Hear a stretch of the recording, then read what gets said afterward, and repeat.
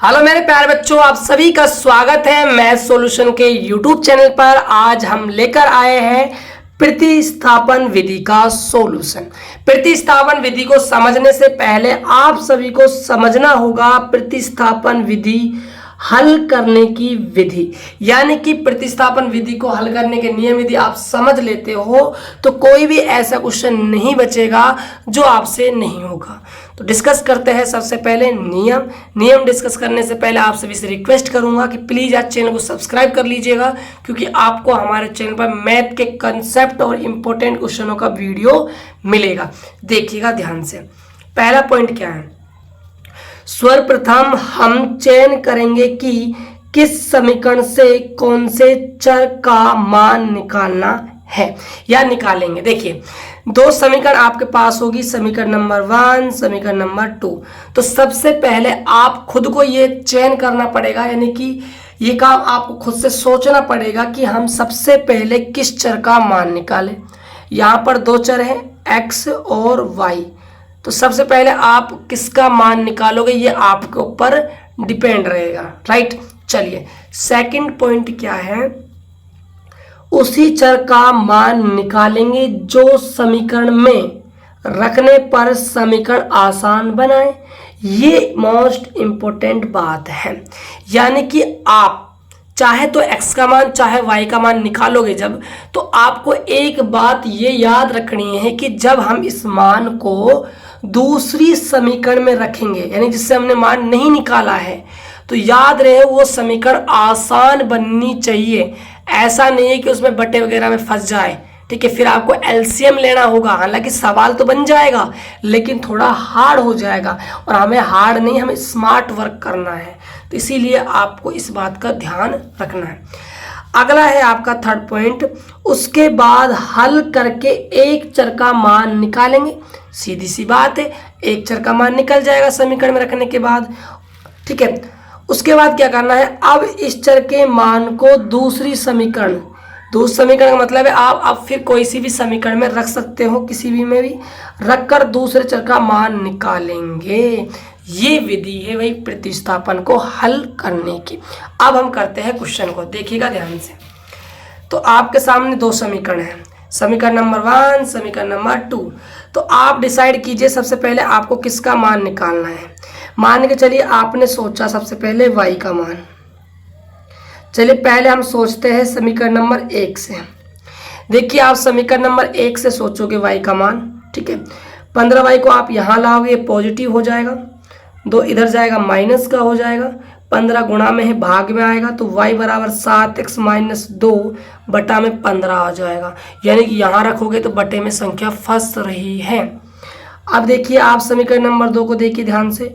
यहाँ y का मान निकालते हो तो यहाँ 3 - x और 2 का भाग लगेगा, फिर यहाँ आप मान रखते हो y का, तो फिर आप किस में फंस जाओगे, बटे में। यानी कि समीकरण 1 और समीकरण 2 से y का मान निकालना थोड़ा सा क्या है भाई, हमारे लिए हार्ड होगा, इसलिए हम y का मान नहीं निकालेंगे। ऐसा नहीं है बच्चों कि मान रखेंगे तो आंसर नहीं है, आ जाएगा, लेकिन मैं कोशिश कर रहा हूँ कि आपको आसान तरीके से सवाल सोल्व करवाऊँ, ठीक है। चलिए हम x पे विचार करते हैं। पहले हम विचार करेंगे समीकरण नंबर 1 के लिए। तो समीकरण नंबर 1 से यदि आप x का मान निकालोगे तो 7 भाग में जाएगा, फिर आपका बटे में आ रहा है, राइट। चलिए अब हम बात करते हैं समीकरण नंबर 2 से। तो आसान है, देखिए यहाँ x का कोई भी मल्टीप्लाई नहीं है, तो एक बात आपको ये समझ में आ जानी चाहिए कि हम उसी समीकरण से उसी चर का मान निकालेंगे जिसका गुणांक क्या होगा भाई, 1 होगा, राइट। चलिए तो हम समीकरण नंबर 2 से x का मान निकालते हैं। तो लिखेंगे समीकरण 2 से x का मान निकालने पर, तो देखिए x + 2y बराबर में 3, तो यहाँ से x बराबर आ जाएगा 3 - का 2y। अब इस मान को हम कहाँ रखेंगे, समीकरण नंबर 1 में। तो लिखिएगा इस बात को, समीकरण नंबर 1 में x का मान रखने पर, तो देखिए 7 ब्रैकेट 3 माइनस का 2y माइनस 15y बराबर में 2। अब 7 को आप अंदर मल्टीप्लाई करोगे, 7 या 21 माइनस 7 दूनी 14y माइनस 15y बराबर में 2। तो यहाँ से देखिए 21 माइनस 14 और 15 मिलके हो जाएंगे आपके 29y बराबर 2। अब देखिए हमें तो y का मान निकालना है, तो 21 को यहाँ भेजेंगे, इसका पक्षांतरण करेंगे तो ये क्या हो जाएगा 2 माइनस का 21 माइनस का 29y, यहाँ से माइनस का 19, माइनस से माइनस कैंसिल आउट हो जाएगा, 29y बराबर आपका आ जाएगा 19, y निकल कर आ जाएगा 19 और एक गुणा में है, कहाँ जाएगा भाग में, तो y का मान निकल कर आ गया।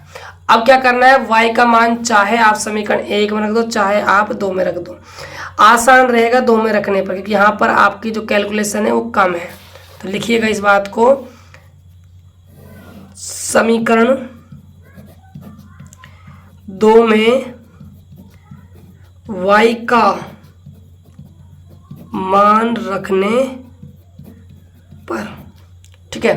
देखिए तो समीकरण x प्लस में 2 गुणा y का मान क्या है 19 बटा में 29 बराबर किसके हैं 3 के, राइट। अब देखिए x प्लस 19 दूनी 38 बटा में 29 बराबर 3।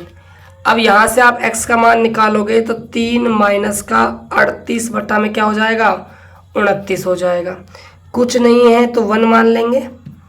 यहाँ से आपका एलसीएम आया 29, तो 29 को आप 3 से मल्टीप्लाई करते हो तो ये आपका आएगा 87 माइनस का 38।